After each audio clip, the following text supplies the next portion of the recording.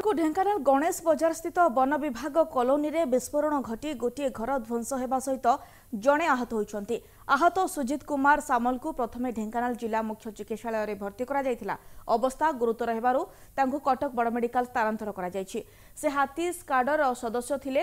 तेबे फॉरेस्टर हिमांशु कुमार पृष्टि तांको नुआ घर को जिनिस नेउथिबा समय हाथी घोड़ाइबाकू व्यवहृत बोमा विस्फोरण घटिथिबा संदेह करा जाउछि। अग्निशम बाहिनी और पुलिस घटनास्थल में पहुंची अनुसंधान आरंभ करिसेंति।